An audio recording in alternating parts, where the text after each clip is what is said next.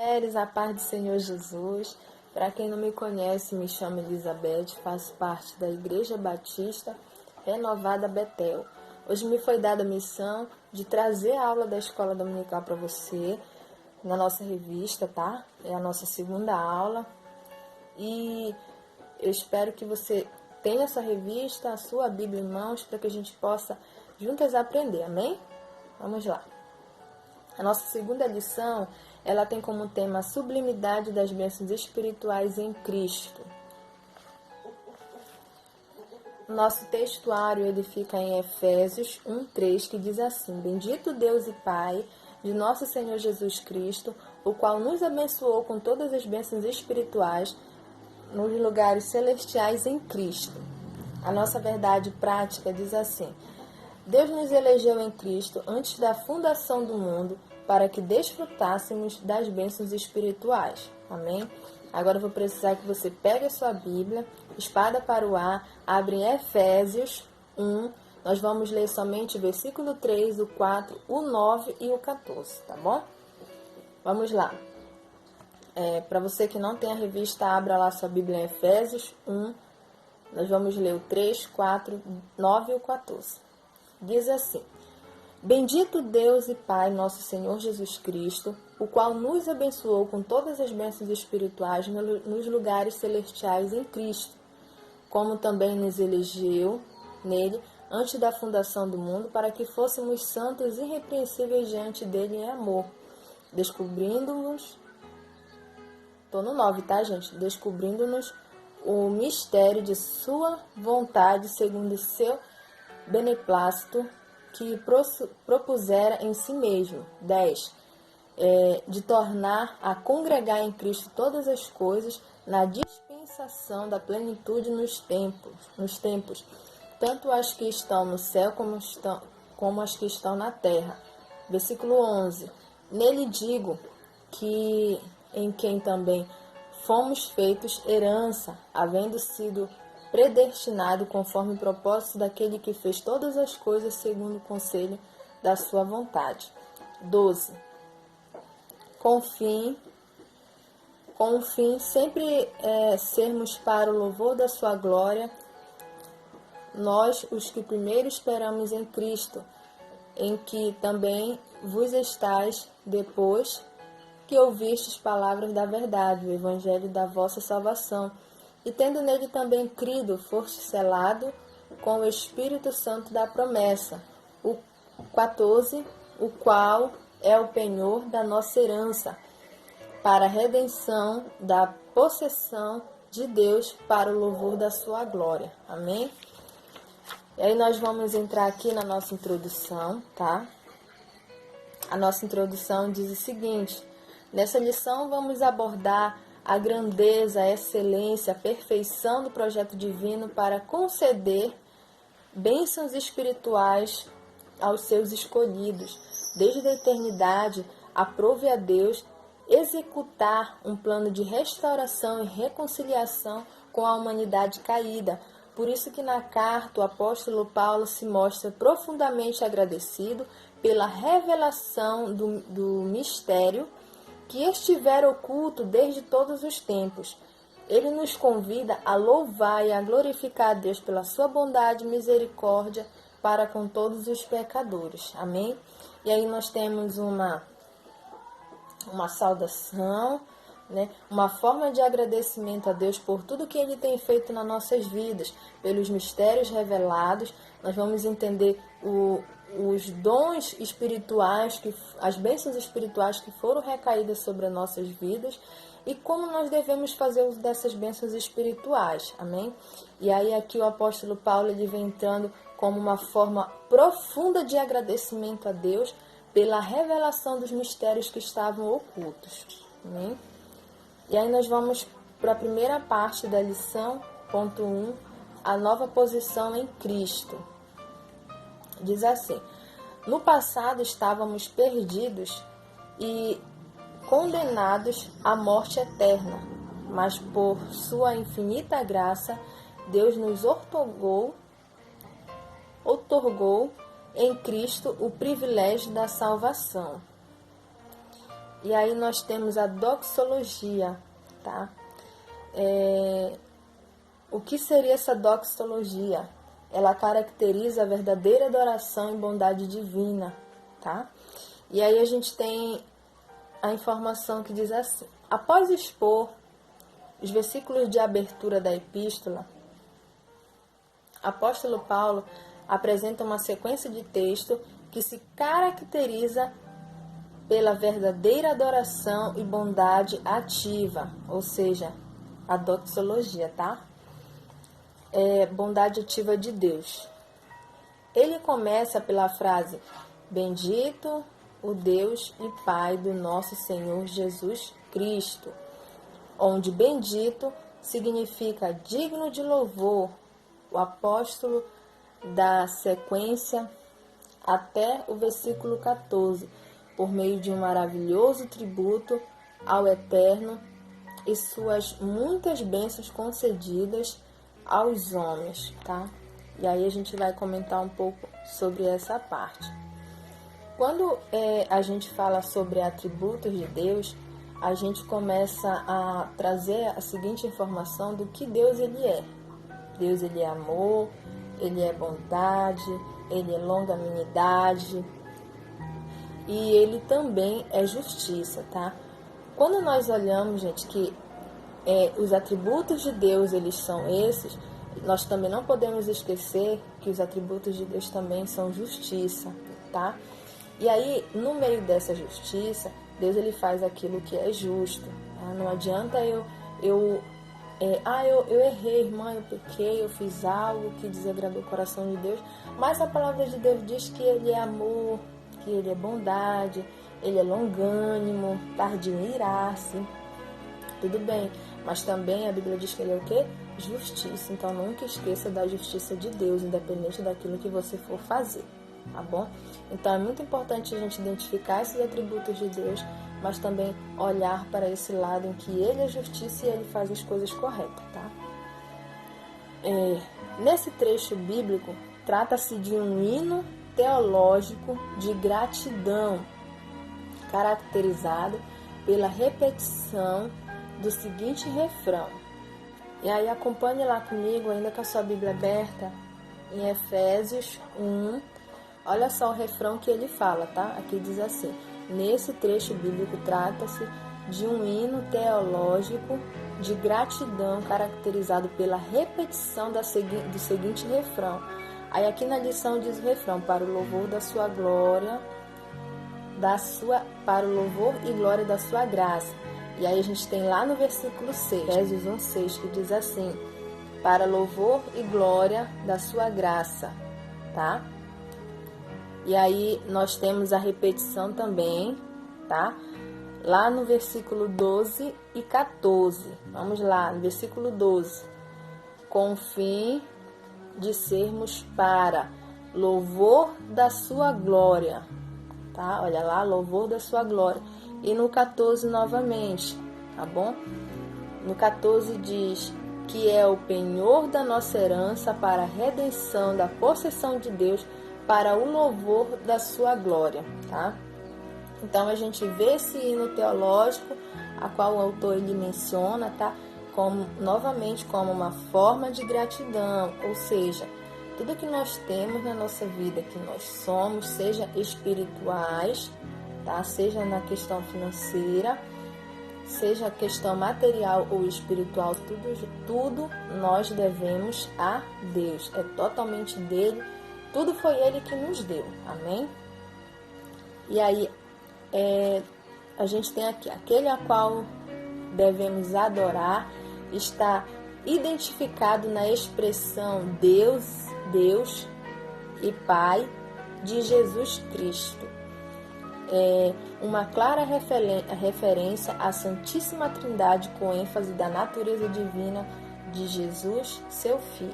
Né? E aí a gente vai para o segundo ponto da lição, que diz assim: as bênçãos espirituais. Obviamente, as bênçãos espirituais não são materiais, mas provenientes dos lugares celestiais. isso é, do reino espiritual.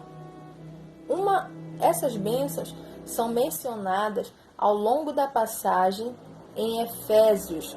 Ou seja, se você for ler em Efésios 1, do 3 até o 14, você vai ver essas seguintes afirmações que eu vou te falar agora, tá? Tais como: Deus nos elegeu para sermos santos.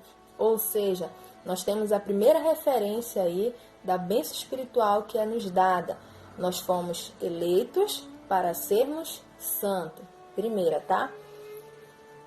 A segunda bênção espiritual que nós temos é predestinou-nos para sermos filhos, tá?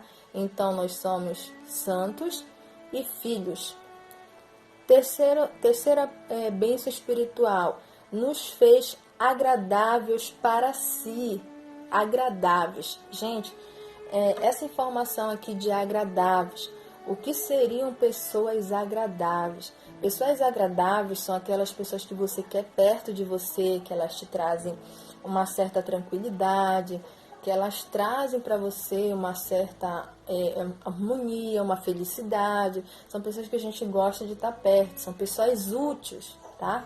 Úteis na nossa vida, né? E aí, essas pessoas sendo úteis, elas se tornam agradáveis, tá? E aí a gente tem essa terceira bênção espiritual. Quarta bênção espiritual, reuniu-nos por meio do sangue de Cristo, ou seja, ele nos reuniu, tá? Ele fez uma união entre nós servos. Perdão, gente, não é reuniu, é remiu-nos, tá? Ele nos remiu, tá? Com o sangue de Cristo, tá? Ele nos lavou com o seu sangue. Quinto, ele acolheu-nos para a sua vontade redentora, ou seja, ele é aquele que nos acolhe, que nos pega nos braços nos momentos de dificuldade. É ele que tem a resposta certa, é ele que sabe e fala todas as coisas, tá? Então, ele nos acolhe. Sexto, revelou-nos a palavra da verdade, tá? Gente, essa questão de revelar a palavra da verdade, ela é muito importante. É muito bonito quando a gente encontra pessoas que conhecem a palavra de Deus, que tem essa palavra revelada no seu coração e que tem também aquele potencial de estar ensinando, de estar levando, aconselhando. É algo muito bonito, tá? Onde chega a encher nossos olhos, chega a nos constranger, na verdade, de tão importante que é saber um pouco da palavra de Deus, tá? Sétimo, ele selou-nos com o Espírito Santo da promessa, tá? Ou seja, nós somos selados para viver o sobrenatural do Senhor nas nossas vidas, amém? Ainda garantiu a validade da promessa. Tais bênçãos provêm de Deus, que planejou a redenção do Filho, que a realizou, e do Espírito Santo, que a garante. Essas promessas nos conduzem a exclamar como Paulo: bendito seja Deus e louvado seja o nome do Senhor. Amém? E aí nós temos aqui essa saudação em relação às bênçãos espirituais. Gente, sobre essas bênçãos espirituais, você vê aqui que existem essas bênçãos sobre as nossas vidas destacadas. Se você for colocar todas essas bênçãos espirituais em uma pessoa só, você vai se tornar uma pessoa útil, uma pessoa agradável e uma pessoa que todas as pessoas já vão querer estar perto de você, porque você reúne todas essas qualidades espirituais. E Deus, Ele nos dá a oportunidade de termos essas bênçãos espirituais nas nossas vidas. E aí o que eu preciso? Eu preciso dar espaço, eu preciso dar o quê? Liberdade para que essas bênçãos... E aí nós temos a nova condição, tá?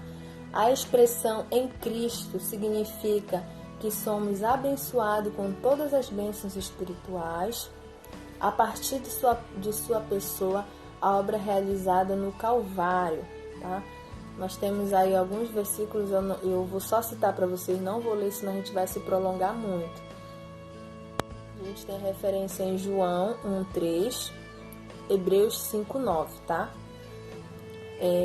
Relaciona-se ainda com a nossa experiência de conversão a Ele.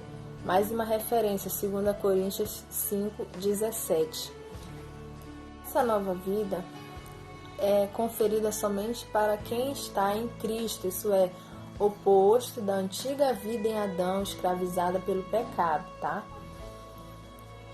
Desse modo, não andamos mais em trevas, mas como filhos de luz. Portanto, a nossa posição é caracterizada pela salvação em Cristo e por isso desfrutamos de todos os benefícios advindos dessa redenção. Ou seja, no meio dessa bênçãos espirituais e dessa nova condição, nós temos que fazer bom uso dessas promessas de Deus sobre as nossas vidas. Nós temos que fazer bom uso das bênçãos espirituais de Deus nas nossas vidas, que é dada a nós, ao meu ver, como um presente do Senhor para nossas vidas. É como se Deus ele estivesse te presenteando com todas essas maravilhas que só Ele pode fazer. Ou seja, afinal, elas não são bênçãos materiais, elas são bênçãos espirituais. Amém? Uma vida cristocêntrica neste mundo. Embora o pecado tenha adentrado ao mundo, Deus projetou a primazia de Cristo na remissão dos pecados e na restauração de todas as coisas para o louvor da sua glória. A revelação do ministério, a frase descobrindo-nos o mistério da sua vontade, sinaliza a revelação da verdade que estava oculta aos santos de Deus, ou seja, revelação do ministério é algo que vai vir à tona, tá? É algo que está sendo revelado para nossas vidas, ou seja, foi revelado o mistério foi desvendado, tá bom?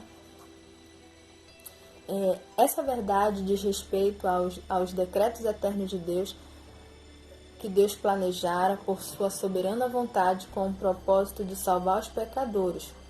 Tá? Essa informação nós temos lá em João 3,16. Essa vontade divina é revelada segundo o seu beneplácito, isto é, de acordo com o que lhe agrada fazer por amor e misericórdia, tá? Ou seja, a verdade, a vontade divina, ela é revelada segundo aquilo que agrada fazer por amor e misericórdia, tá bom? Muito importante a gente observar essa parte da lição. Sua vontade ela foi executada conforme seu próprio desígnio por intermédio de Cristo, para que Filho em tudo tivesse a preeminência, tá bom? E a gente tem essa informação aqui em Colossenses 1:16 ao 20. Vamos lá no ponto 2, que diz assim: a plenitude dos tempos. Paulo revela que o plano divino é fazer convergir em Cristo todas as coisas. Isso inclui tudo que foi criado por Cristo para Cristo e o que subsiste em Cristo. Implica dizer que todo o universo, céus e terra estarão submissos à autoridade e soberania de Cristo. Nesse sentido, a ruptura provocada pelo pecado de Adão é restaurada completamente em Cristo. Tá? Essa declaração não tem conotação universalista. A ideia de que o fim todos serão salvos, mas finalmente tudo será como Deus planejou. Cristo é o cabeça da igreja, também a cabeça do universo. A dispensação ou administração desse plano será na plenitude dos tempos. Aqui a palavra grega para tempos não é cronos, que traz uma ideia de cronologia, tá? Mas kairos, que se refere ao tempo divino previamente determinado para que todas as coisas estejam sob o domínio de Cristo. Ou seja, nós estamos falando um pouco sobre tempo, tá? E aí a gente sabe que, você sabe que tudo que foi feito foi com a permissão de Deus, foi com o propósito de Deus, com o tempo de Deus.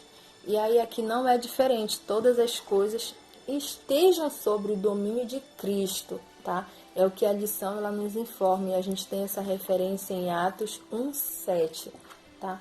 Em que Deus ele tem um domínio de todas as coisas, tudo é previamente determinado por Cristo, tudo que irá ser feito, tudo que tem que ser feito nas nossas vidas, tudo está previamente determinado no tempo de Cristo, amém? E aí o terceiro ponto nós temos assim: louvor da sua glória.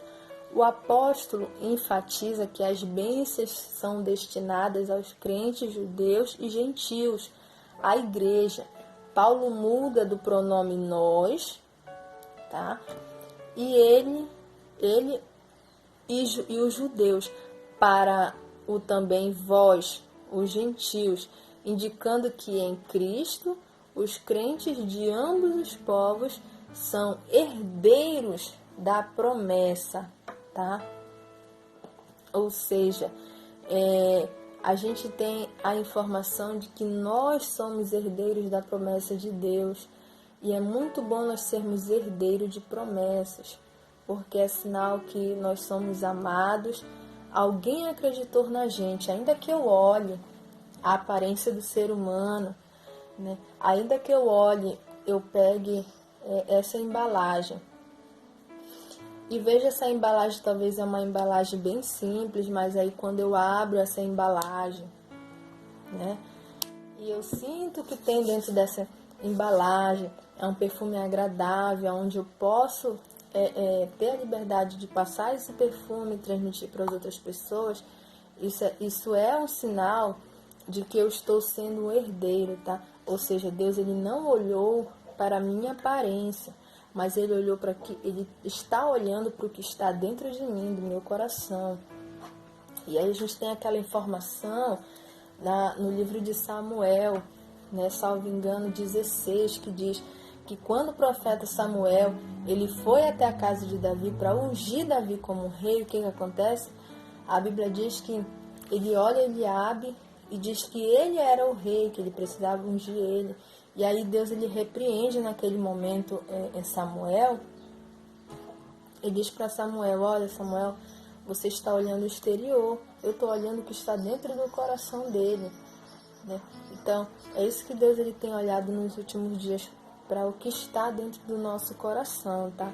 Então, nós somos maravilhados porque nós somos herdeiros da promessa de Deus. Louvado seja o nome do Senhor, tá? Nós temos também que levar as outras pessoas a estarem no mesmo patamar que nós, tá, gente? A fazer as mesmas coisas que a gente faz. Se eu sou uma pregadora, eu sou uma levita.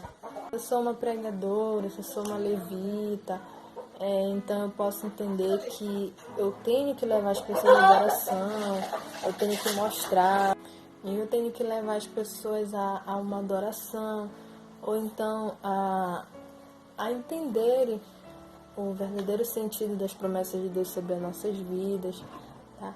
E aí é o que a lição ela vem informando, né? Levar os outros a fazerem o mesmo, ou seja, a levar os outros a agradecer a Deus por tudo que Ele tem feito nas nossas vidas, amém? Por conseguinte, tudo que somos, fazemos ou possuímos vem de Deus, pois começa na sua vontade e culmina na sua glória, louvado seja o nome do Senhor. E aí nosso terceiro ponto da nossa lição, que diz: o Espírito Santo, penhor da nossa herança. O Espírito Santo desempenha importante papel no plano da salvação idealizado por Deus Pai. Tá? E aí a gente tem o ponto 1 que diz assim: selo do Espírito Santo. Aquele que ouve a palavra de Deus, o evangelho da salvação, e que por meio da fé se rende a Cristo, recebe o selo do Espírito Santo no momento da conversão, tá? Nos tempos bíblicos, o selo ele era usado como um sinal de propriedade e posse pessoal.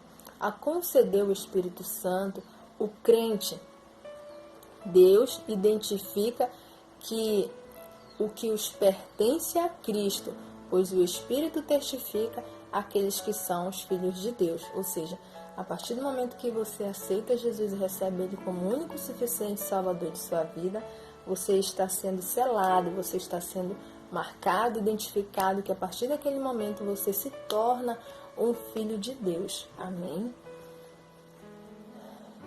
E aí, ainda tem mais, a gente ainda recebe uma promessa, né?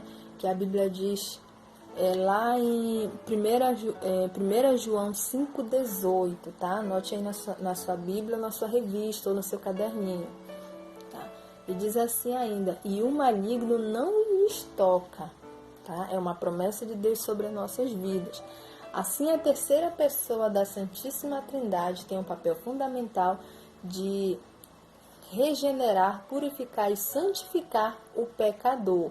Nós temos essa referência lá em 1 Coríntios 6,11. Ele é quem convence o ser humano do pecado, da justiça e do juízo, e que também produz o crente o verdadeiro relacionamento com Deus por meio do fruto do Espírito, tá? E aí a gente tem os frutos do Espírito lá em Gálatas 5, 22 e 23. Tá? O nosso segundo ponto diz assim, o penhor da nossa herança. O termo grego, arrabon, pode ser traduzido como depósito, penhor, garantia ou ainda primeira parcela, tá?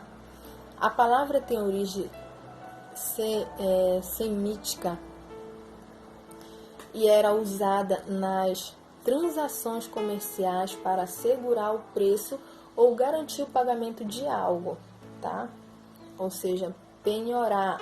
Eu quero penhorar esse perfume, tá?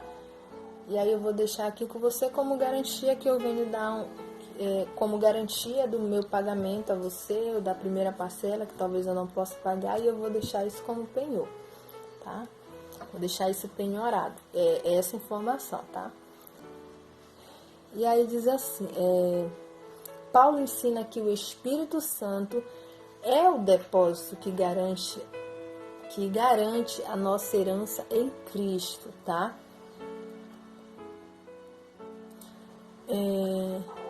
Tudo isso significa que aquele que tem o selo do Espírito Santo tem a salvação garantida. Então, se eu tenho o selo do Espírito Santo, eu tenho a salvação garantida.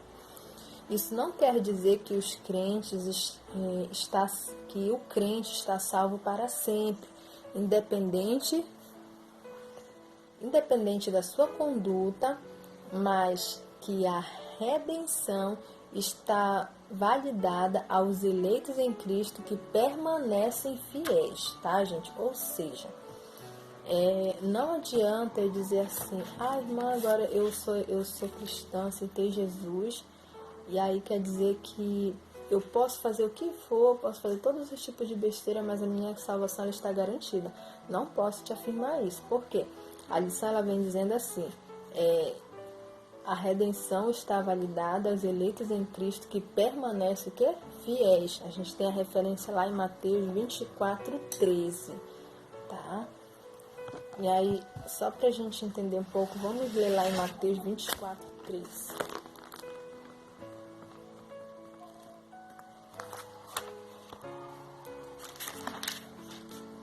Diz assim, mas aquele que persevera até o fim será salvo. Ou seja, aquele que persevera até o fim será salvo.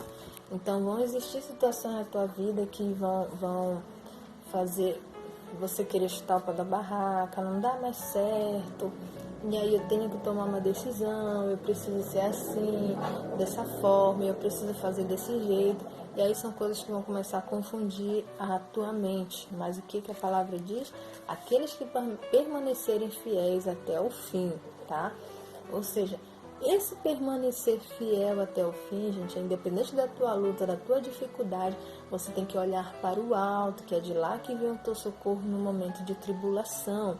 Então, seja grato a Deus por tudo que Ele tem feito. Lembre-se que Deus, Ele jamais ia presentear você se Ele não achasse você capaz de receber aquele presente.